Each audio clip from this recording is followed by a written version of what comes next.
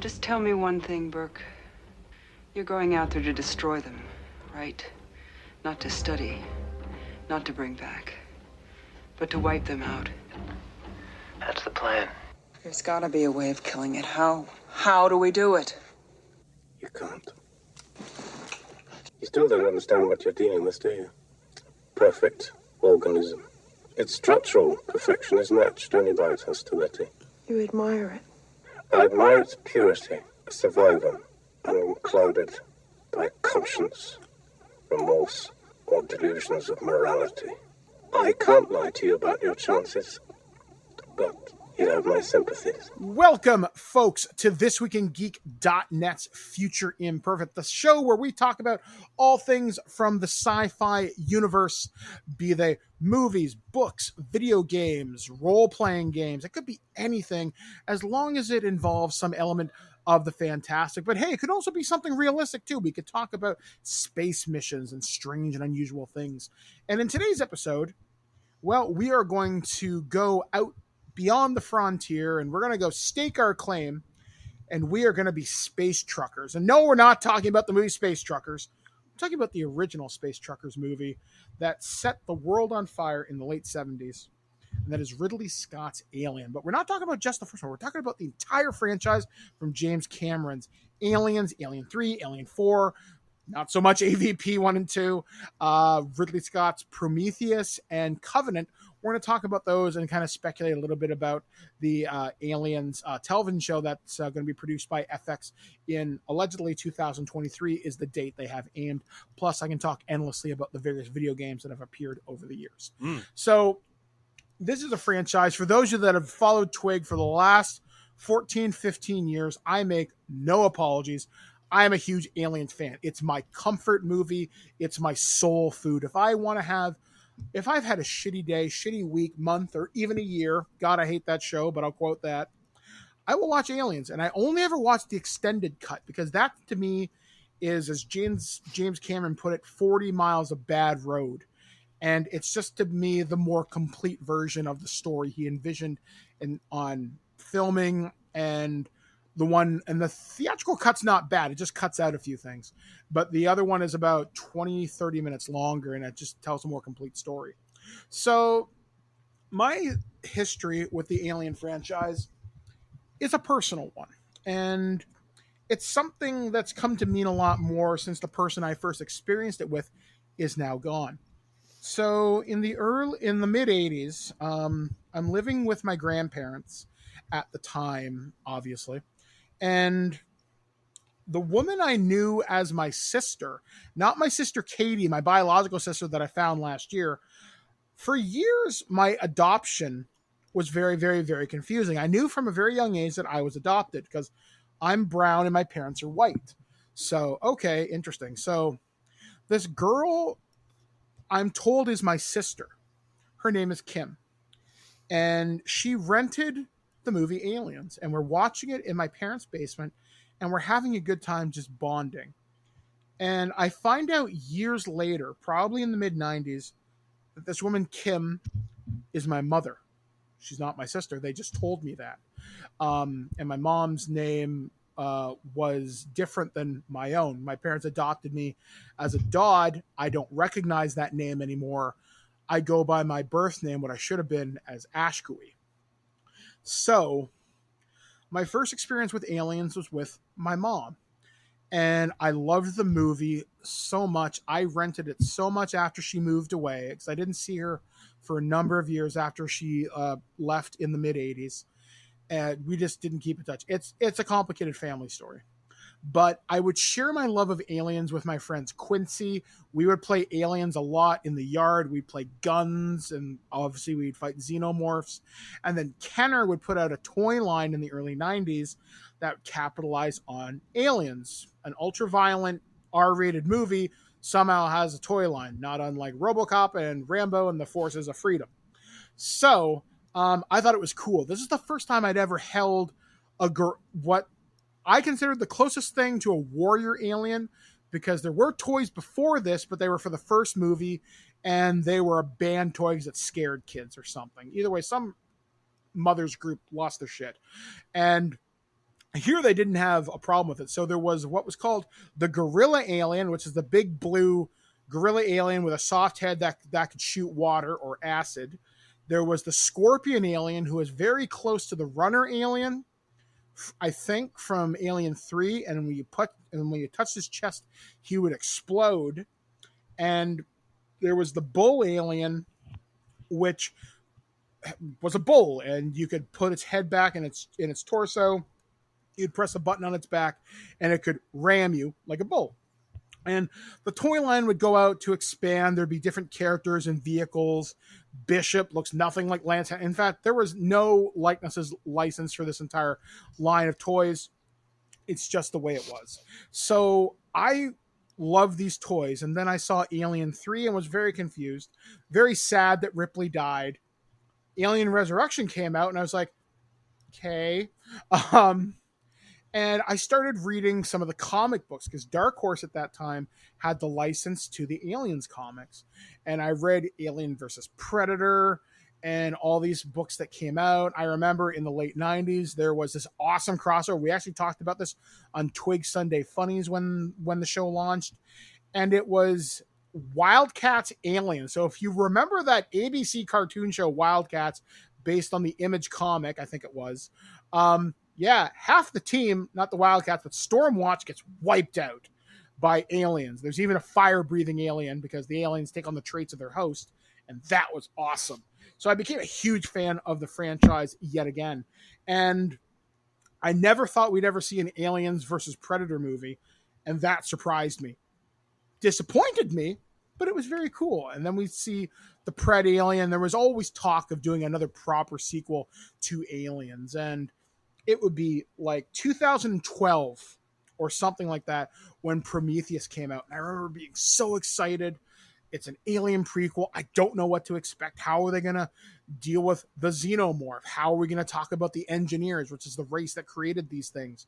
And how does this all tie in together to tell one complete story? And then Covenant came out in 2017, which I didn't see until 2019, because obviously I had health problems out the ass. Now I'm minus a leg. And it's been the comfort franchise that has always been with me for years. And thankfully, there's been a lot of media that has surrounded it. And we're going to talk about some of that today. But before I go any further, I've been talking for nearly 10 minutes here. Aaron, what is your history with the Aliens franchise from the very beginning to now? Oh, boy. I think I saw Alien, the original, on HBO or Cinemax. You know, the classic way, I guess I saw most R-rated movies growing up. I am pretty sure that I also did not see Aliens in the theater. I saw it on HBO, but I can't be certain. I do remember going to see Alien 3 in the theater and being disappointed. I saw Alien Resurrection and was more confused than anything. But I only saw Alien versus Predator very recently, like within the past couple years, and I'm kind of glad I never really bothered to see it. And the second one as well. I thought there was a couple good scenes in it, but overall the movies were pretty low on my list of movies of movies that I would like to see again. I saw Prometheus in the theater, because I was very interested in seeing a modern, deep thought take. At least that's what the advertising for the movie kind of implied that it was kind of this deep thought, this philosophical movie about the nature of evolution and where the aliens came from. And I'm like, okay, I'll give it a shot. And it was one of the dumbest movies I've ever seen. I'd say it was just as bad. And I mean, we'll go more into it when we talk about each one of these things. So I don't know. Overall, there's always been a pretty special place in my heart for Alien and Aliens. I think they are both fantastic movies for completely different reasons. I think it is one of the great examples of how to do a sequel from a very successful original movie or I should say at least a very good original movie, because I don't think the original Alien was that successful. I think it was better. I think it made a profit, right? But Yeah. it wasn't like a super blockbuster. But they did the sequel right. They didn't follow the exact footsteps of the first movie. They actually just made a completely new film and told a very different story. And so I really like those first two movies. And I don't know, I go back to watch them every couple of years at the very least. Yeah, with me, I don't watch the first Alien a lot because I find it very slow, but it's very good. It's very good at world building. It's very good at presenting me. We discussed this on other shows, and most recently in Battletech, we talked about a different kind of future. And in Alien, you get the used future where they're on this essentially this giant cargo ore refining ship. And it doesn't look like Star Trek. It doesn't look like Star Wars. It looks like a piece of equipment you'd find in any oil field or some industrial center. And these aren't astronauts. They're not Han Solo. They're not Captain Kirk. They're not even they're not even your average red shirt from Star Trek. They're truckers. They're engineers. There's less scientists and more guy who goes to the truck stop to take a piss. They're ordinary people. And I'd never seen that before in a movie. And obviously the creature design by H.R. Geiger, that biomechanical xenomorph. Amazing. Yeah, like I cannot think of a monster better designed than that. Oh. Shots fired. Yeah, shots fired. The original creature from the Black Lagoon, I would argue, is actually more interesting.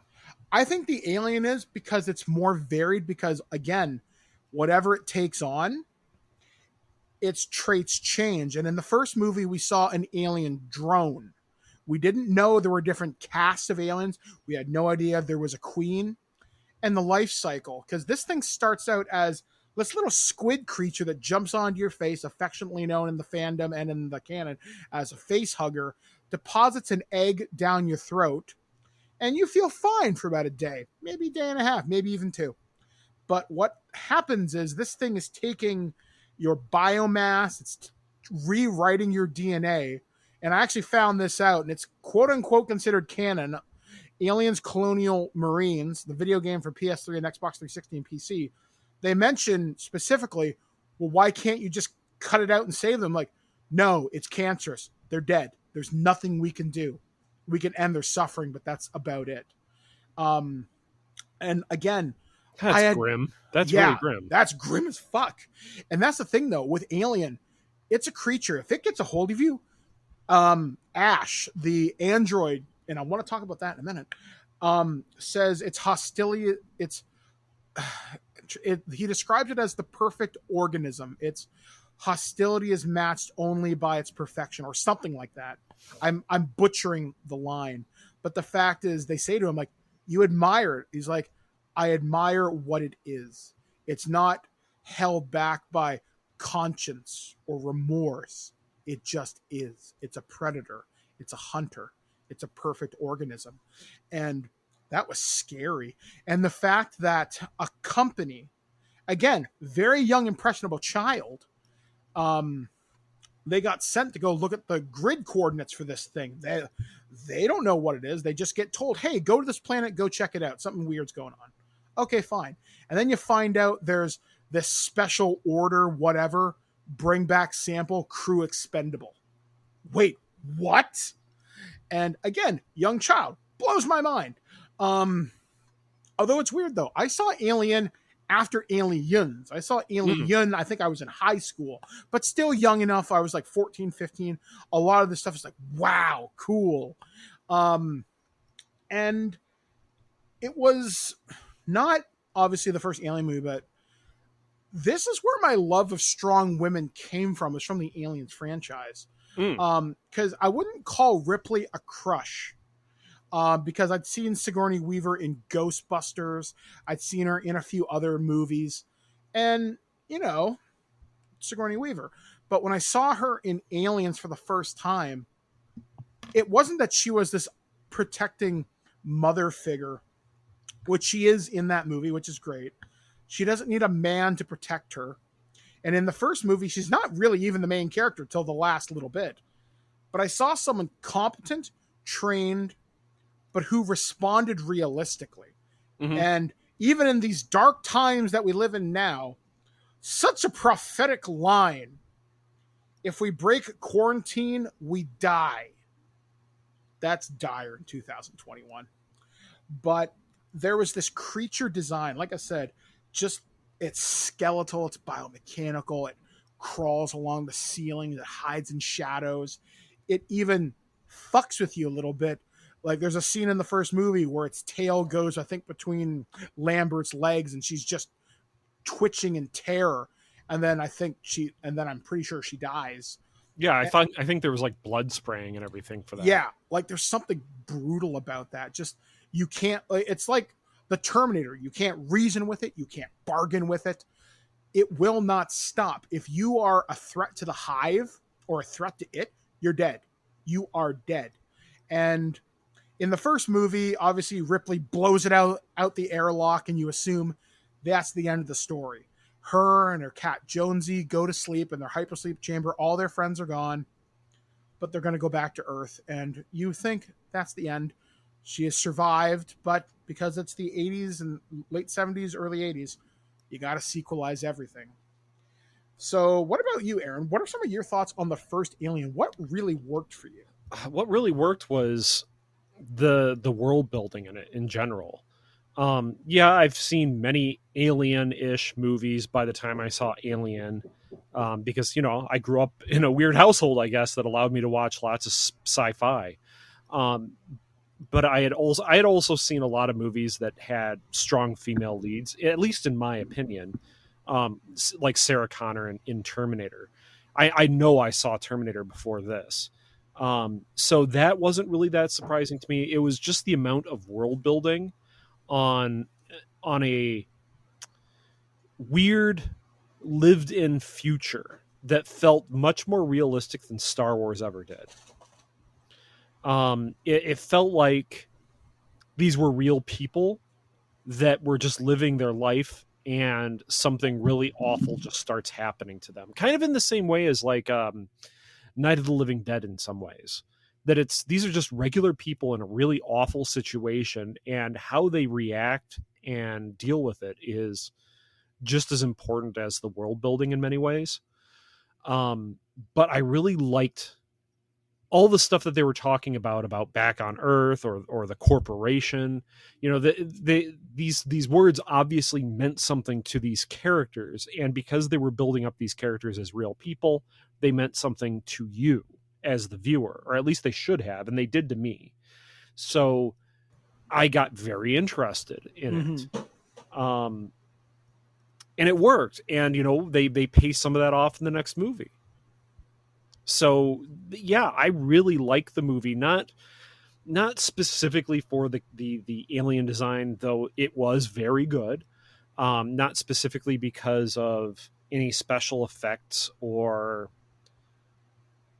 anything like that. It was more of, I really liked the acting, the character development, and the backstory that they were setting up. And it just felt real. It felt very real. I will say that there were parts of the spaceship that just didn't seem real to me, and still don't to this day. The one scene where there's the chains hanging down and all the water dripping, that just baffles me that anyone would let that happen in a spacecraft. I could see that happening from lazy industrial design. I could see that happening. Yeah, but this is a spacecraft that, you know, is supposedly has all of its life support shut down while everyone's in hypersleep. So where's all this water coming from? Why hasn't the android done any of its own work to fix this while everyone else has been asleep? It took me out of the movie. Why, just chains and water dripping everywhere, and what's ruptured? What damage is there, and why is no one concerned that their water supply is just being ruined? That's my one complaint about the movie. I'm sorry for complaining about it, but it's the one thing that took me out of it. But otherwise, everything felt so real. Even like when Ripley goes in and talks to Mother in that little capsule, even though even to me at the time, that wasn't really a computer. That was primitive for what a computer was. Mm-hmm. It felt real. It felt natural for the setting. One of the things that I really like about the Alien movie, as once again I mentioned, I'm going to go back to the H.R. Geiger design. Mm-hmm. There's something about the costume and its texture.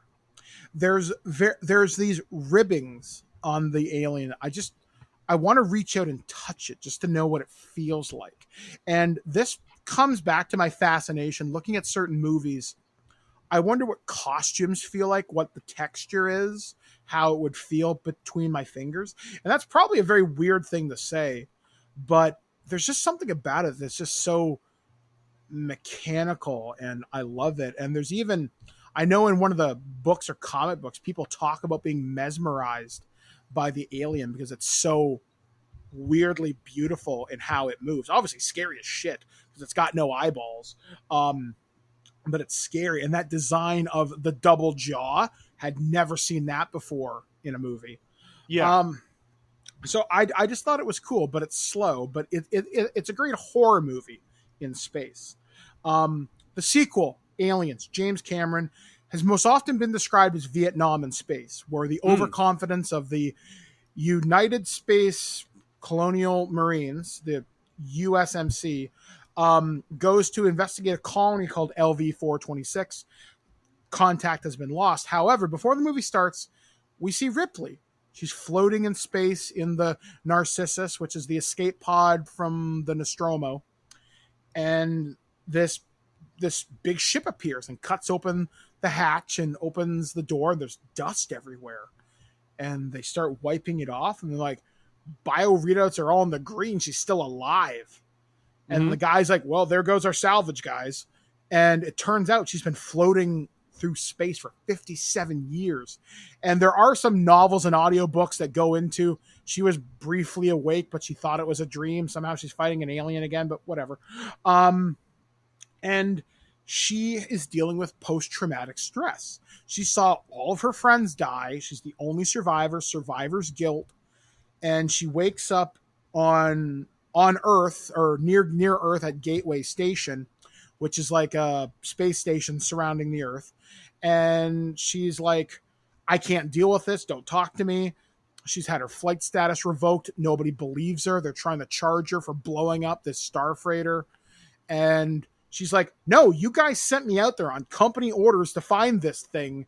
And now all my crew are dead. And she gives a line where she's being basically interrogated.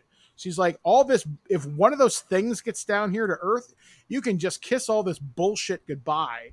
Yeah. And Paul Reiser of Mad About You fame is a corporate agent named Carter Burke, and he's a Weyland-Yutani. I'd call him a corporate weasel, be a good way to describe him. And he's like, that didn't go so well. Maybe you shouldn't have said that. And then she goes back to her room. She's having nightmares. And Burke and this Marine lieutenant come to her door one day, and they're like, Ripley, can we talk to you for a few minutes? He's like, yeah, sure, why not? And they explain the situation. There was a colony on LV-426, which is where she came from. And she was told before this meeting, there's been colonists there for 20-something years. They never complained about any hostile or organism. And she's like, and they're like, yeah, contact's been lost. We kind of need you. And she's like, no, flat out, no. You got firepower. You've got ships to deal with this. No way. And then Burke tries to say, well, I hear you've been working the loading docks. What if I got your flight status restored? What if I gave you your life back? And all you have to do is come on a car ride with me and just tell these folks a scary campfire story. And then the Marine lieutenant, who's very green, is like, don't worry, we'll guarantee your safety. You won't be going in with the troops. You'd be purely an advisor. And Ripley's like, nope, fuck off, get out. A couple hours passes. She's asleep. She wakes up, calls Burke. She's like, look, you're going out there to destroy them, not to study, not to bring back. And Burke's like, you have my word. Fine, I'm in. Movie cuts back. You see the Sulaco, this giant Conestoga class warship, and they're full of army guys, Marines, the colonial Marines, the Marines from Halo would be a good way to think about this. So she wakes up with all these guys, and they don't like her. She doesn't like them. But eventually there's kind of a camaraderie develops. They arrive at the planet. The colony, Hadley's Hope, is dead. There's nothing there. There's signs of a firefight. There's acid burns everywhere. And one of the Marines is like, hey, somebody must have bagged one of Ripley's bad guys. And then they go to Med Lab and they see the face huggers held in stasis. And they read medical reports. And they're like, this is real, guys. And I even forgot to mention this part. One of the things that Ripley is afraid of, not just xenomorphs, is artificial people. And there's a character played by Lance Hendrickson named Bishop. Bishop is the artificial person, or the warrant officer in charge of the Sulaco. Should Sergeant Apone or Lieutenant Gorman become incapacitated, technically Bishop would be next in line because he's non-biased, he's programmed by the company, but he won't hurt people. He's there to be a sound second advice person. And Ripley's afraid of androids because in the first movie, Ash, played by Ian Holm, so Bilbo Baggins, freaks the fuck out and tries to kill her with a magazine, which I always thought was really weird. Kind of funny, but weird. So she's like, you stay away from me, Bishop. And at one point, he's dissecting the alien, and Burke gives him orders that this thing is to be brought back to the company lab. And Ripley's like, wait, what? You're supposed to destroy these things. And Bishop's like, no, I'm not. I was told to do this. So obviously tension's starting to rise. And one of the Marines, known as Hudson, played by Bill Paxton, who's sadly no longer with us, he's looking for the colonists using the computers. Turns out there's a device known as the personal data transmitter, PDTs, and he finds them all under the heat exchanger of this big terraforming nuclear power plant thing. And the Marines are like, okay, cool, let's go gear up, let's go kill these things, let's call it a day, let's go rescue these colonists. So they get down there, and Ripley very smartly says, hey, Lieutenant, what do those pulse rifles fire? And for a pulse rifle, it's basically a futuristic, M16. And Lieutenant Gorman says they fire 10 millimeter explosive tip caseless. Why? She's like, well, look where they are. They're under a giant heat exchanger. And he's like, so what? And Carter's like, whoa. This is basically a big thermonuclear reactor. One wrong shot, and I think he says something like, adios, muchachos. Apone, who's the sergeant of the group, says, all right, guys, well, give me your magazines. And they're like, what? And one of them kind of quips, like, what are we supposed to use? Harsh language? Then Hicks, played by Michael Biehn, formerly Kyle Reese from The Terminator, pulls out a shotgun. He's like, I like to keep this close for close encounters. And then things go sideways very fast. Two of the Marines, known as Vasquez and Drake, are carrying these heavy machine guns known as smart guns. And when things start going wrong, they start shooting. When people in their unit start getting grabbed from the wall, Sergeant Apone dies. A flamethrower unit goes off, cooks off the ammunition, kills another guy by flinging him off a rail. Another guy gets his neck broken from the force of the explosion. Things go to hell fast. So the Marines are starting to bug out. A couple of them die trying to get to the vehicle they used to get into the unit. And this I thought was interesting because I'd never really thought about it. They have this awesome firepower. They should have everything in the world going for them, but they don't. Their superior firepower is actually a detriment to them. They can't use it underground because they could blow the heat exchangers. Vasquez, who's best friends with another character named Drake, shoots an alien as Drake's trying to get away. She fires at him with a heavy machine gun. That alien explodes. Mm-hmm. Cool. He's dead. Acid splash. Drake dies screaming, covered in acid. And the movie just gets progressively worse. They decide they got to get off this planet. And I'm leaving a part out where they rescue a lone survivor, a little girl named Newt, who survived the initial colony attack. She witnessed her parents die, who were the ones who brought back the face hugger from the derelict ship. She watched her brother. Yeah, good for them. She watched her brother die, like how Drake died in the comic book. For example, Timmy, I think that's his name, grabs a handgun from her mother who's just died. He shoots at an alien. He gets acid splashed and dies that way. And I can't think of many instances in popular media where kids die that aren't Italian horror movies. So that's pretty bold, I would say. Just the fact that this colony had 30, 40 families on it or some number like that. There's a lot of people there. Yeah, but it doesn't happen on screen. No, it doesn't happen on screen, but the fact that your mind is left to that imagination, especially when you see the colonists cocoon to the walls and face huggers, like that's the thing I like about Aliens. To me, it's the thought experiment. And the thought experiment to me is, what do you do? Like, how do you hide from these things? Like, if you were implanted with one of these things, what do you do? Like, we see in Aliens where they kill John Hurt's character and he just dies in a spurt of blood. The alien bursts out of his chest. They find a colonist under the heat exchangers and she's like, kill me. And they're like, wait, what? And then you hear the chest burster and Ripley gets very disturbed by it and obviously kill this creature. But I love the fact that I like to think about an alien scenario. What do you do? How do you survive this? And after that, one thing after another goes wrong. The aliens figure out where they are.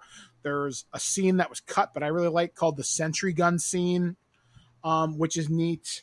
And eventually they get off the planet, but a lot of them don't make it. The only survivors are Newt, Ripley, and Bishop. And Bishop he survives 0.5. And that's all I'll really say if you haven't seen this movie. The one Colonial Marine does. He survives up until the third movie, where they just kind of write him out. Yeah, and I've heard different stories about that. How they wanted him back for Alien 3, but they didn't want to pay him, so he's like, so they just kill him off screen. Hell, even the photo, you can't really tell that it's him. Yeah, that's pretty awful. Yeah, that's a terrible way to treat an actor. Now, in general, I enjoy Aliens more than I do Alien, but for weird reasons. I actually, while I like the horror elements of Aliens to me is like action sci-fi, and it does it very, very well. It's you're always engaged. You're very rarely given time to breathe, and I like that. And again, the characters are actually kind of well done. A lot of them are still kind of mooks. They die very quickly, but they're memorable mooks. Yeah, they all have personalities. They all are different. You can tell that they are different people. I don't get the same thought experiment. Like, to me, it's so very clear that there's just no way to win against these things on this planet, and it is blindingly clear that there's no way Weyland-Yutani can ever control this situation. So why are they even trying? Because profit matters more than human life. Yeah, and that's the thing. They want to bring these back for the bioweapons division. And there's a great line where Ripley's confronting Burke. And this is a line I quote endlessly on Twitter. She confronts Burke and says, "You know, Burke, I don't know which species is worse. You don't see them fucking each other over for a goddamn percentage." Exactly. And if there's one thing this movie actually delivers that's very, very clear in multiple scenes, that profit for corporations is more important than people's lives. Yeah. And I mean, to me, since it happens in more than one scene, that is honestly the message the movie is trying to give. That the aliens are so over the top, powerful, and uncontrollable. There's no way that Weyland-Yutani, if they had any kind of competence whatsoever, would think they could control the situation. Yeah. If it gets back to Earth, everyone is dead. And you know what? Ripley's right. There's only one way to handle this: nuke them from orbit. Yep. And that is my favorite line from this movie. Nuke them from orbit. It's the only way to be sure. Game over, man. Game over. That's my favorite line. and then the percentage. We're line. screwed, man. We're toast. Yeah. Like, there's so many quotable lines from this movie. Like, literally, there was a time, and probably still relatively true, I can quote this movie from start to finish. Like, literally, if we, Aaron, were to sit down from each other, if we started from the salvage scene, I could probably get you through to the end till at least operations, quoting line for line for every character. I can only do that with 2 movies, and I know this is not one of them. I can do it with this and RoboCop. Wow. God, that's depressing. And one's definitely in my top 3, which is Back to the Future. I can do that with. The other one is Bill and Ted's Excellent Adventure, and it's very strange that I can do that, but I can. I can probably do Transformers 1986 too. If you haven't guessed, we're big 80s fans here. Yeah. But this is also a movie that changed the way I looked at military in movies. As I got older, I got interested in prop replicas, and I got interested in firearms.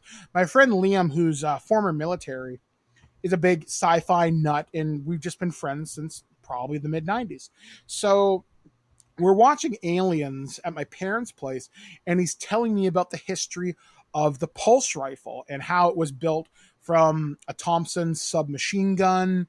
It's got pieces of a Spaz shotgun in there. And he talks about the Browning the Browning machine gun, which is the basis for the Smart gun, the VP-70 pistol. It's just all sorts of cool shit. And I never thought about weaponry besides maybe RoboCop's Auto 9 and that folding gun from RoboCop 2 we talked about a couple of weeks ago. And I just thought it was so cool. And when you go back and look at the movie, as we mentioned, there's a lot of memorable characters like Hicks, Hudson, Vasquez, Gorman, etc. Each of their armors is individually dressed, and they were told to make it their own. Like, for example, if you look at Hudson's armor, the name Louise is on it. I think that was the name of his wife. And there's a heart on Hicks's armor. There was another actor cast in the role. I want to say it was James Remar or somebody. But either way, there was another actor, and he customized the armor, and then Michael Biehn got brought in. And it was actually explained what the heart and the lock mean in an Aliens Expanded Universe story about how Hicks lost somebody very important to him.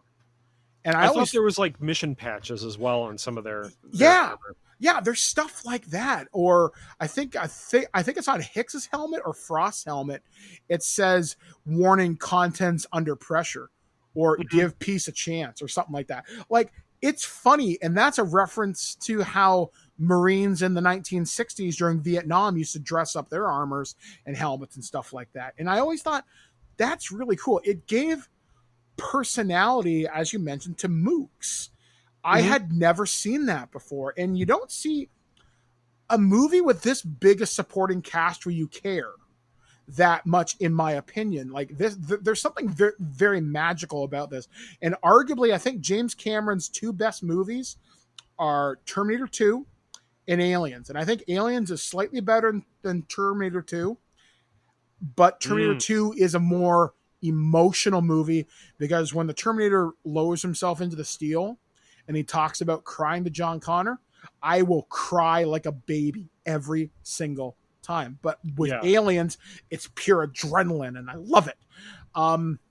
So yeah, there's a lot of tie-in media to Aliens. I'll talk about that a little bit later.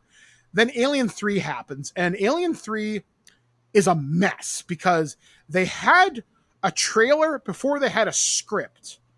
And they were talking about this time it's war, now it's on Earth, or something like that. Yeah. And yikes. So Alien 3 picks up a little while later. The Sulaco is bringing them back to Earth, and there's a fire on board. And the escape pods launch. But it turns out there was a face hugger hidden aboard the Sulaco. We don't know how. It probably came up with the Queen. Queen might have had one emergency egg or something. Either way, the species was programmed to survive. So Ripley's asleep in the hyperspace chamber. and the alien impregnates her. She has no idea until she gets down to the planet. So she crashes on this prison planet, which is full of rapists, serial killers, bad dudes, people you don't want to be friends with. And she convinces the doctor on the planet, I think it's Charles Dance, to give her an exam. And she's like, what are you looking for? And he's like, I'm looking for signs of infection because I might be sick. Cough, cough. And she discovers she has this embryo inside of her. And she's like, oh, shit. What about Newt? Because there was the fate. No, wait, maybe I'm getting that backwards. But I know they wanted to examine Newt's body, the little girl, because she drowned in her escape pod. They found the facehugger corpse. They wanted to make sure she was carrying the body and now it's dead. And then they figure out Ripley's got it. So Ripley's on a time limit. They can't cut it out. Shit. But the facehugger managed to impregnate something else. It impregnated, depending on which version of the movie you watch, it's either a dog or an ox. Take your pick. But it turns into the runner alien, is what it's known to in the fandom. So Alien starts knocking off prisoners left, right, and center. And Ripley's like, well, do you have any guns? This is a prison. She's like, no, we have sticks and cups. We don't have anything of the sort. But they call for help. They call Weyland-Yutani, and they send in commandos. It doesn't end so well for some people. And of course, as you mentioned about aliens, Weyland-Yutani wants this thing. And they say, Ripley, we can save you. We'll put you in hypersleep. We'll cut it out. You'll never have to worry about it. And a familiar face emerges from the shadows. And it's Bishop. Bishop in the last movie was ripped in half by the Queen alien. So he's literally a garbage pile. And he dies in Alien 3. They leave him on a pile. But Ripley's like, what? And it turns out it's not Peter Weyland, but I think it's Charles Bishop, I think is the name. And he says, they chose me because I'm a familiar face to you. Ripley, don't throw your life away. Do you not realize how beautiful this specimen is? And then they kill the other alien by dumping molten steel on it. They basically kill it via thermal shock. And Ripley's like, oh shit. She feels something in her chest go. She's like, well, I gotta go. So she turns on these big burner things, this incinerator, and she kills herself. And she's like, no. And, she feels the alien burst out of her chest, and she grabs it, and she falls into the fire and dies. And then the planet shuts down. All the prisoners are evacuated, including one guy who's completely off his rocker. And the movie ends with a broadcast of Ripley's last transmission on the Nostromo. And you would think, well, Ripley's dead. The last alien queen is dead. What's left? I then give you Alien Resurrection. Oh boy.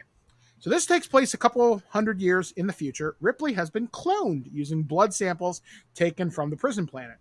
And lo and behold, not Weyland-Yutani, but a military organization of some type. I think it might be the U.S. military, because Weyland-Yutani went bankrupt, or so they say. And they're cloning Ripley, and they're cloning aliens out of her. The problem is the process is somewhat imperfect. So there's a bunch of Ripley clones that aren't right. And our hero of the movie is Ripley number 8, I want to say. And it's this crew of mercenaries led by the guy who played Top Dollar in The Crow, the girl from Stranger Things, and Hellboy. I know I'm just relating characters to these things. So they show up on a mercenary ship with a crew of live passengers. They're basically slavers. And it turns out the military put out a call. Well, we need people. Don't ask too many questions, but we need people in hypersleep pods. So, okay, so they kidnap these people. The ship they're on, the USS Auriga or something like that, is a military research vessel. So they have an alien queen they managed to extract from Ripley, and it's constantly laying eggs for new drones. But what good are eggs without a host? So they've been using unsuspecting people as hosts. And the movie is basically Ripley 8 trying to get off the station, but it also advances the world a little bit. And I'm leaving a lot out here, but they talk to Anna Lee Call, who is the girl from Stranger Things. What's her name, Aaron? Help me out here. I have no idea. Winona Ryder. Okay, that's okay. Okay, so Winona Ryder's character is a second generation android. What does that mean? Well, other androids started building other androids to make them better. And there's hints in the lore. They talk about it more in some of the supplements and comic books that at one point they burned out their capacity to be tracked. So they're meant to be shot on sight or destroyed because they rebelled against their creators. But they look perfectly human. So yes. how yeah. Yeah, they bleed white and they have ports in their arms that can connect to computers and stuff like that. But a lot of people, to look at the average person, you wouldn't know because there's different models of androids. And we'll talk about that in a second. And eventually you find out this cloning project has created a unique human-alien hybrid that has 2 birth cycles. It can give birth via the alien cycle, and it can give birth like a human. And it has a skull-like face, and it's like, I think it's called the alien child or the alien human hybrid in the fandom. It's weird looking. It's kind of cool. And Ellen Ripley, or Ripley number 8, has memories, genetic memories, left over from Ellen Ripley, who died on 161, Fiona Fury. So eventually she launches this thing out a crack in a window. Very brutal, but she feels bad about doing it because this thing has human eyes. It's essentially a newborn. It doesn't understand what's going on. It's still a hostile creature, but you almost feel sympathy for it. And then they get back to, I think it's Earth, actually, and the movie ends. And we would presume that would be the end of the franchise for a number of years. And it really was. What are your thoughts about Alien Resurrection? I didn't like it. I saw 3 and 4 in the theaters as an adult. I was not impressed with either one. I was disappointed in 3, but actively disliked 4. I just didn't know what they were trying to do with them. Each time I figured that they would try to tell a different story, like they did between Alien and Aliens. But yeah, I was not a fan of either one of them, and especially Resurrection. I just thought it was an unnecessary tale, and you find out that Ripley's already dead, so why do I care about this clone that is kind of sort of alien herself? And am I supposed to feel something for this alien child thing like you said? To me, I didn't. I was like, good, it's dead. It should have died right away. I can't believe that there's anybody still trying to screw with these things. There was a scene in this, and I love it because it's so channeling the original Ripley. When Ripley comes to the cloning lab and she sees all the abominations of what came before her, and then she lights the lab up with a flamethrower, and she see the one clone begging for its life or just saying, "Kill me." That I thought was really, really powerful. There are good moments. In fact, the alien costume evolves in each movie, which there was a prop. I can't remember. I think it was called Prop Warehouse or Hollywood Auctions. Either way, there was an auction in the last couple of years where they auctioned off some of the full-sized alien suits, or what's the word I'm looking for? Prosthesis, like a statue, a maquette. Okay. And the costume just looks different, and the alien has changed. Like, I think its tubes on its backs is different. The head is different too, and just it looks cool. Plus, we see aliens swimming, so the aliens can do more than just do whatever. They can survive in space and other hostile environments, and I just thought that was a neat way to show what else they can do. But you're right. Ultimately, it's kind of forgettable and unnecessary. There are some neat moments, but moments don't hold a movie together. Yeah, I mean, I like Winona Ryder, and I totally forgot that she was in this until you just mentioned it again. Yeah, and okay. Ron Perlman's great. Yeah, okay, he's in it. All right. There's a cool piece of trivia. Do you remember where she's in the basketball court and she doesn't look behind her and she sinks up? Yeah, she actually did that. Yeah, that's legit. To show that she has like this preternatural perception of her surroundings. Yeah. And I love the fact that Sigourney Weaver actually did that. That's pretty cool. Like, my God, that's so awesome. So later on, the series would change. I'm not going to we're not going to spend a lot of time on these next two.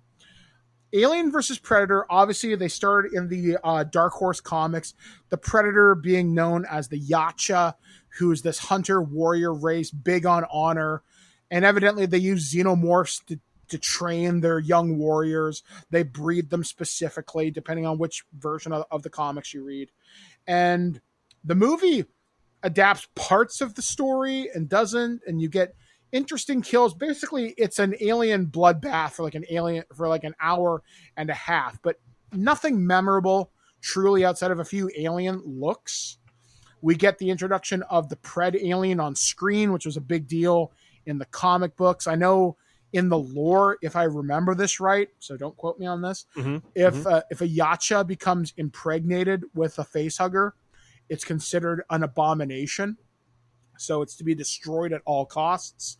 And obviously that's the big bad of Alien versus Predator 2 Requiem, which I actually spoke to one of the actresses from that years ago. I think Michelle something. She was in CT. She was on 24 as Michelle Dessler. I spoke with her a number of years ago. So there's my very slight connection to the Alien franchise. These movies, they're forgettable streaming junk you put on in the background. See, I know I've seen both of those movies. I cannot tell you a single thing about them except that there was a shot of like a predator on top of a pyramid fighting a whole bunch of aliens. That's literally the only thing I can think of. Well, maybe that one of them took place in Antarctica. Yes, that was the first one. They brought back Lance Hendrickson to play a very young Peter Wayland or Charles Bishop or somebody like that. Either way, they brought him in because money. There are some cool kills in it. There is a creature known as the Grid Alien, where a predator fires its net from Predator 2.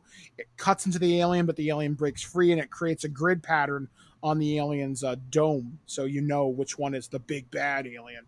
And there's a queen. They fight through an old Antarctic whaling station, which is kind of neat. But either way, the predators leave, give this girl a spear. They mark her with some alien blood. Now she's considered Yacha, which is a great honor among their race. Number 2, don't remember a thing except it was very dark. They kill a kid, and the Pred alien's the big bad. Okay. Yeah, that's all I remember. If the two things that I remember from both the movies are in the first one, obviously I don't remember anything from the second one at all. I know I've seen it. I know it's way more over-the-top violent, and it takes place in a small town. So it's very strange in that regard, but you can't see half of what's going on. Mm-hmm. So the big thing that was supposed to revitalize the Alien franchise is director Ridley Scott, the man who gave us all these great ideas and the scariness that lurks out there in space, gave us a prequel called Prometheus. And I just watched this movie. I saw this movie in theaters when it came out in the summer of 2012, I want to say. And I came out of it feeling confused and kind of mad. Mm-hmm, and I watched it today, and my opinion has kind of changed on it. Okay. And it's because of something related to Michael Fassbender's character, David. Okay. David is an android. And during this movie's promotional period on YouTube, they had Guy Pearce and Michael Fassbender doing a TED Talk as if it was in the Alien universe. And they're like, hey, this is David. This is the world's first artificial person able to produce all this. Blah, blah, blah, blah, blah. Yes. And that was clever. And while I was watching Alien today, or Prometheus, and I got thinking about the nature of artificial persons and what these movies say about it. And there's a line, I don't know whether it's from, I think it's from Prometheus. It could be Covenant, but I'm pretty sure it's Prometheus. There's one of the actors is talking to Michael Fassbender, is talking to David, and he asks, and one of the scientists is really disappointed because basically the plot of Prometheus is they're trying to figure out where do we come from. And they figure out that all these primitive civilizations have the same star maps. They could not have known about this. The star is real. So they find it. It's in the habitable zone of some faraway place. They have interstellar travel. It'll still take them a couple of years to get there, but let's go. So they go out on this expedition. They find the planet where they presume our creators are, and they're all ready to make first contact. We're so excited. Everybody's dead. Nothing's there. Nothing breathes. Nothing. This rock is just, there's an atmosphere you can't breathe. There's an artificial structure, and it's essentially a tomb. And the guy comes back on the ship after this mission, and he's sitting, throwing a pool ball back and forth or something. And David asks him, what did you expect to find out there? And the actor, I can't remember his name, but says something along the lines of, well, I was hoping to meet my creators. I wanted to ask them why. Why did you create me? And David says something to him, and he's like, well, why did you create me? Why did people create me? And the actor looks at him, kind of smirks and says, because we could. And David looks at him and says, imagine how disappointing it would be to hear that. And then he walks away, and then he poisons his drink. Hilarity ensues. God, I hate this movie. I like it more than I did before because I like the ethical question of what's our responsibility, or what does artificial life mean? Because David obviously goes nuts and helps engineer the xenomorphs once he realizes the mutagenic properties of the black goo. And if the movie was actually about that, though, I might Yes. agree. Yes. But it's not. It's like, scientists behaving stupidly. Yeah. Okay. Because I agree that portion of the movie, the philosophy behind, artificial life and what it means to be a creator, that's actually kind of cool. But the movie isn't about that. No, it's That's like a throwaway line. Yeah. Like there's subtext and meaning to it, but it's never really dwelled upon. More so in Covenant. But again, Covenant is more of an action movie with some philosophical things, but it's the kind of thing you're not going to sit down during the movie. It's something you're going to think about afterwards. But Fassbender brings up that entire cast. To any scene that he's in. But Covenant... Fassbender's the reason, the only reason why I would ever watch Prometheus at all ever again. He honestly is the best part of that movie. I like Idris Elba, but I don't think he does enough. I totally forgot he was in this, and same with Guy Pearce in terrible makeup. Yeah, that was awful. And Charlize Theron as the captain. I think this was the first Charlize Theron movie I ever saw, because Really? I haven't seen Monster, and I was watching this today with my friend Liam. And he told me about it. I'm thinking, well, that sounds really interesting. And she says, I see why she was chosen as a younger, as the daughter of Wayland, because she has that intensity in her eyes. Yeah, she can portray that. No, I get it. This movie is remarkably well cast. It's just everything else kind of falls apart around it. The logic of every single scene, it baffles me. Yeah, like Aaron, you're a scientist, and this screams, what the stop. They're inside the alien tomb, more or less, and one of the characters pulls off their helmet. They're like, it's breathable in here, something's generating an atmosphere. Now, I'm an overly cautious person because that's just how I am most times. Yeah, it's a strange atmosphere. Sure, your readings might say it's fine, it's oxygen rich, a little bit of nitrogen, basically stuff that's breathable. I still wouldn't trust it. You don't know whether there's organisms in the air. You don't know whether there's something deadly. Like you haven't done any of the biology, and you're clearly seeing strange biology inside this ship. which is also itself different from the outside. Yeah. Since it has a breathable atmosphere, there is life here. You don't want to be exposed to it because you have just arrived. You have not tested the environment beyond it having gas that you need to breathe. And then from there, every single decision they make is the dumbest decision you can possibly make in order to keep the plot moving. I think one of my favorite dumb plot moments is, hey, there's an alien snake here. Let's poke it with a stick. That's the point where I lost it laughing in the theater. I got some very dirty looks that day. I in the theater, because I saw this in the theater with a good friend of mine, and she was shocked.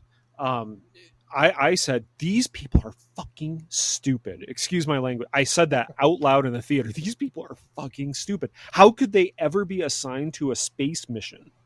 Yeah. These people deserve to be institutionalized. Like, yeah, there's too many risks. You run bringing contaminants back to the ship. You should be like, obviously it's a movie. It's meant for entertainment. But the thing is, the grounding of the alien universe kind of precipitates they take certain steps. Yeah, I mean, I shouldn't say all the movies, but let's say the successful movies, the first and second one, have realistic characters that have realistic concerns and take realistic steps to accomplish their goals. Prometheus, and I didn't see the next movie. I didn't even bother. I didn't care. In Prometheus, every single character is unrealistic, has unrealistic expectations, and takes dumb steps to accomplish vague goals that you don't really even understand.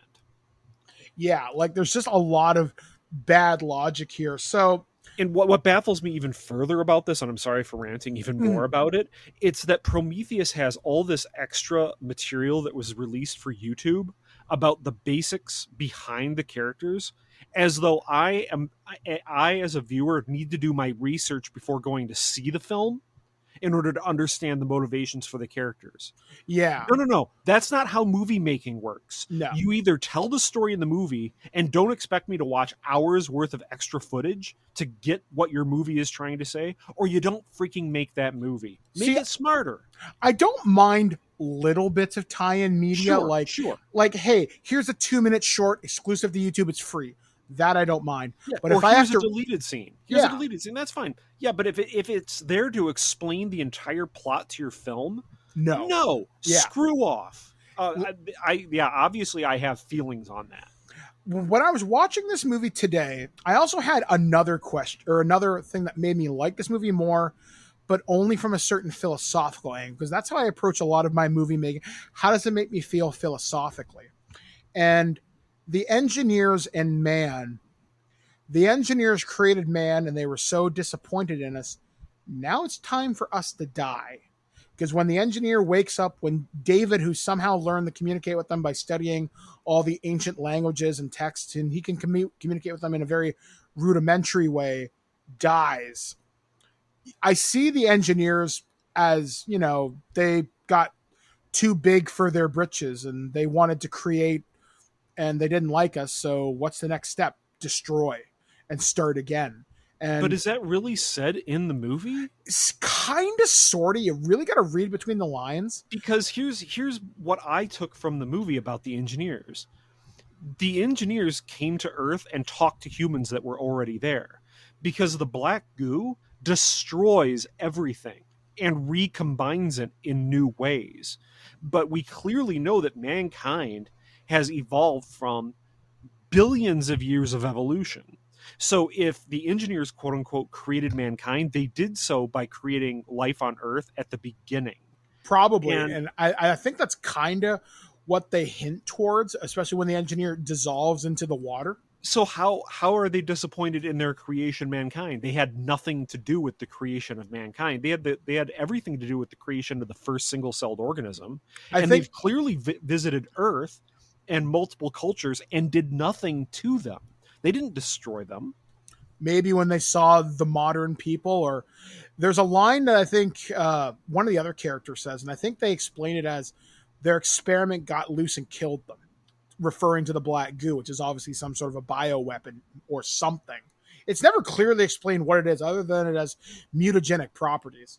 To me, it's like nanites. Yeah. That they just go in and just dissolve people or change them. Yeah, I don't know. It's very vague. I didn't care enough to actually go see the sequel to it. So I watched the sequel, and we're running a little long here, but long story short, it takes place 10 years after the disastrous Prometheus mission, and it's aboard the USS or whatever, the ship Covenant, and they're going to a different star system with 2,000 colonists and about 200 or something babies in embryo form. They get taken out by a solar flare or a neutron star. Something happens, fucks up their systems, and they have to stop in space. So some colonists die. James Franco, who was promoted pretty heavily in the promotional material, dies in his pod, yet you have to watch the promotional stuff on YouTube or elsewhere to see his scenes. It's weird. So yeah, don't do that, folks.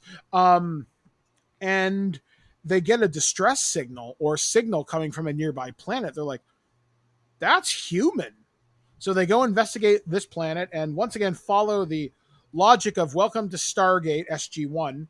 This planet looks suspiciously like a lot of places on Earth. So, okay, sure.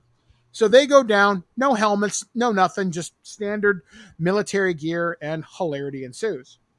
But we do find out that David has somehow survived, despite being decapitated by an engineer in the last movie. Turns out the person who helped him, Dr. Shaw, is also dead because convenience.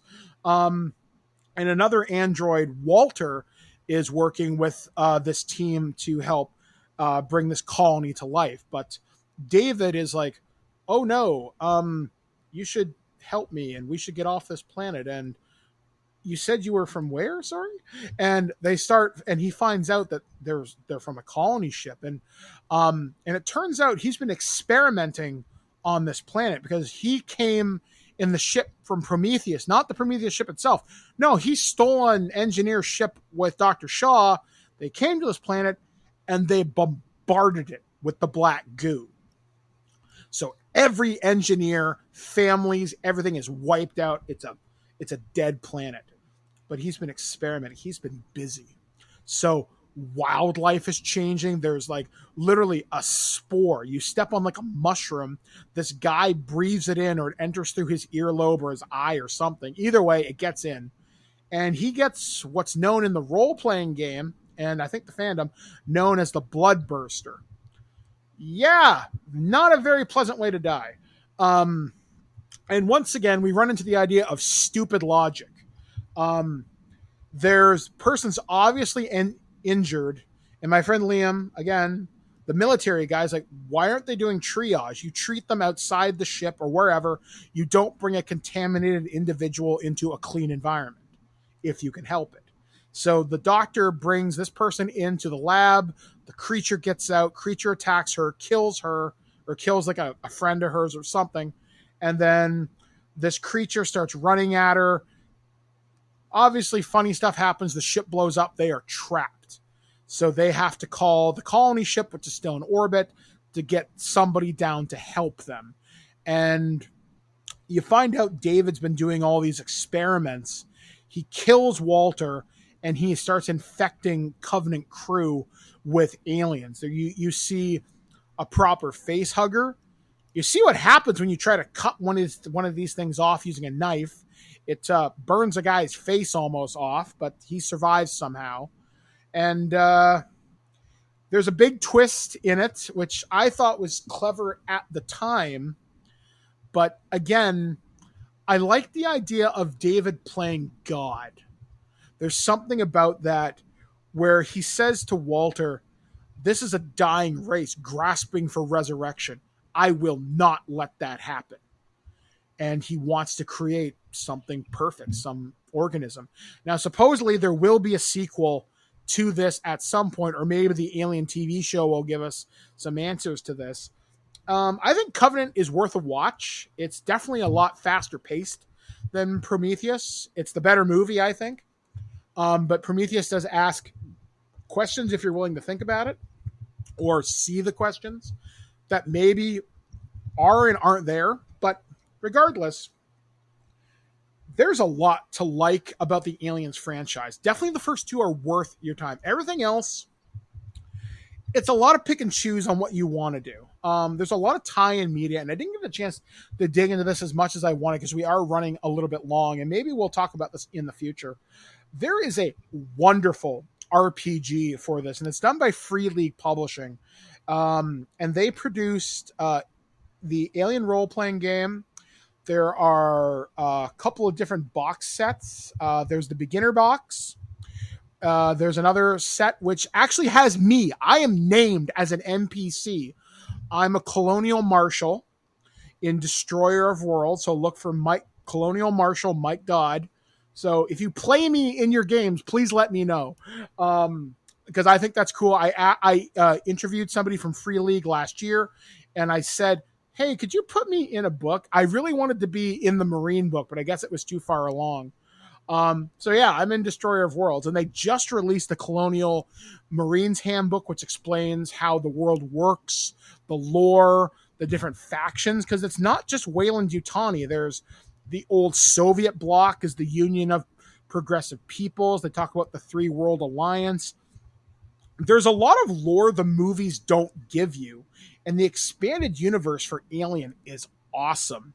There's a video game which is very good. It's available for the Switch, PS4, Xbox One, 360, and it's called Alien Isolation.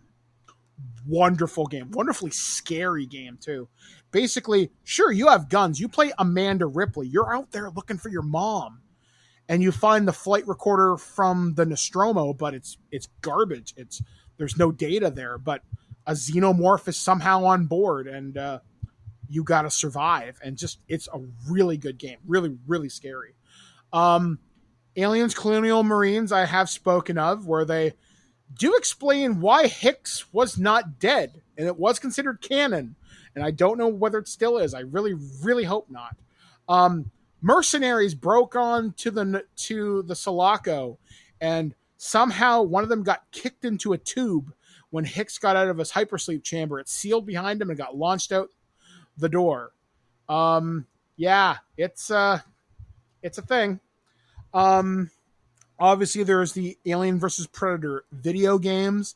There was talk of an Alien RPG, a computer game, that I think was being done by Obsidian, but it got canceled when it was almost near complete. I've seen screenshots. So yeah, there's so much Aliens media out there. There are Hot Toys, which is high-end figures of most of the Marines. NECA does a line of highly detailed action figures, though the quality there can vary wildly. The music for these movies is almost universally awesome. The James Horner soundtrack from Aliens is one of my favorite. Unfortunately, that composer is no longer with us. He passed. I think he died in a plane crash or something. And there's just so many lines. There's so many actors from these movies that aren't around anymore. Al Matthews, the guy that played Apone, passed away a couple years ago. Bill Paxton died a couple years ago from complications from heart surgery. And one of the things, if you want a little piece of Aliens in your life, Cameo, which is the video service where you can talk to celebrities, sometimes actors from Aliens pop up in there. I think one of them, Bill Hope, who played Gorman, will do the whole spiel about, I want dropship ordnance details by 0830. You are to read and prep, blah, blah, blah, blah. He'll do the whole spiel for you. Michael Bean's on there. Carrie Hine, who plays Newt, is on there. That's her only acting role, as far as I remember. Yeah, and Aliens, yeah. And she was a remarkably competent actress. Her and Sigourney Weaver got really close on set. She's a very pretty young woman. She's done well for herself, and she didn't need the acting to stay. She just lived her life. And there's other actors who, the guy that played Wisbowski, I think, died in a parachuting accident, but I think he was former military and something went wrong. But yeah, there's just there's a lot of things to love about these movies. There's a lot of things to love about the sci-fi universe in general. And I want to talk more about the role-playing game, but we've been going on for a while here, folks. So I really want you to, if you want to know more about the Alien universe, obviously go see the movies. If you want to experience more with your friends, I cannot recommend the Alien RPG enough. It's fast-paced, it's threatening, it's scary. You really do feel like you're a part of the universe. And with more source books coming out, there's going to be one focused on exploration. The Marines book just came out. There's more cinematic scenarios, which those are great for one-shots, because you don't think Alien would lend well to a campaign, but it does if you do it right. But the one-shots or cinematic adventures are great for a night with your friends. You can live your own Alien movie. You can betray your friends, and that's part of the game, and that's really cool. So Free League Publishing, if you want to check out more about that. Games I recommend, Alien Isolation is worth it. Honestly, if you have an old PS3 or a 360, or if you really want to take the time to mod the game on PC, Aliens Colonial Marines is worth a playthrough once, just to play with these guns and the firearms. The fact that you can get Vasquez's smart gun and Hicks' shotgun is fun. There's a lot of hidden lore there. It's fun. Like I said, there's toys, stuff like that. Aaron, I guess final question to you. Yeah, absolutely. What are your thoughts overall? What do you recommend? What do you not recommend? My general idea of the Aliens franchise is that the first and second movies are fantastic and you don't need anything else. Now, that's not to say that the games or the RPG aren't something to look at, because I have not personally played any. I've read some of the Alien stuff for the RPG, and it is actually pretty good. There's a lot of really fun details in it. It seems like it would be a really fun game to play. So check that out. But for the movies, I don't think you need anything besides Alien and Aliens. And those are the stories that have been told, and everything else is kind of extraneous. It doesn't really much matter. Absolutely. So check out the first two. There's also one thing I forgot to mention, and this will be the final thing that I'll say. Marvel Comics acquired the license to Aliens last year, and they're just putting out books now. I think there's 5 or 6 issues of the Aliens ongoing series, and to celebrate Aliens anniversary, they do a book called Aliens Aftermath, where people come back to LV-426 after the explosion, something like 20 years later, and something has survived. So check that out through Comixology or your local comic book retailer. Please support. So once again, please check out some of the things that I've mentioned in this.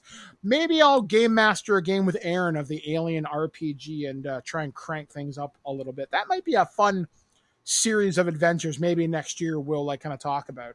Sure. So anyway, guys, thank you for joining us on this special extended episode of Future Imperfect. I could talk about this movie for hours. So anyway, until next time, folks, it is time to get back into our hypersleep chambers. Hopefully we don't drift for 57 years, at least until next week. Next week on the show, me and Aaron are going to be talking about, well, space missions. We're going to talk about just things in space that interest us. Like I myself have a huge interest in planets like Venus, because I think that's cool, because we don't know a lot about it. Or some of the stuff that's happened on Mars. Like we have a helicopter on Mars right now. Isn't that awesome? Yeah, it's amazing. There's so much stuff to talk about. Spirit, Opportunity, Voyager 1, Voyager 2, the Mercury program. There's a lot to talk about. So we're going to share our enthusiasm for space coming up really soon here on the show. I can't wait for you guys to join us. And then Alex will be back. Steve should be back when we start talking about Star Trek: The Next Generation, Season 3 and beyond. We're going to pick some more episodes. And we're probably going to do something special with Aaron and probably Steve. We're going to probably take a look at the 4K movies coming out from Paramount Home Entertainment. So we're kind of doing an extended review discussion of those flicks here on the show. So until next time, Marines, it is time to lock and load. So we have been Aaron Pollyea. And I have been your sergeant on this mission, saying, well, Ripley, why don't you take us out? Final report of the commercial starship Nostromo. Third officer reporting. The other members of the crew, Kane, Lambert, Parker, Brett, Ash, and Captain Dallas are dead. Cargo and ship destroyed. I should reach the frontier in about 6 weeks. With a little luck, the network will pick me up. This is Ripley, last survivor of the Nostromo. Signing off.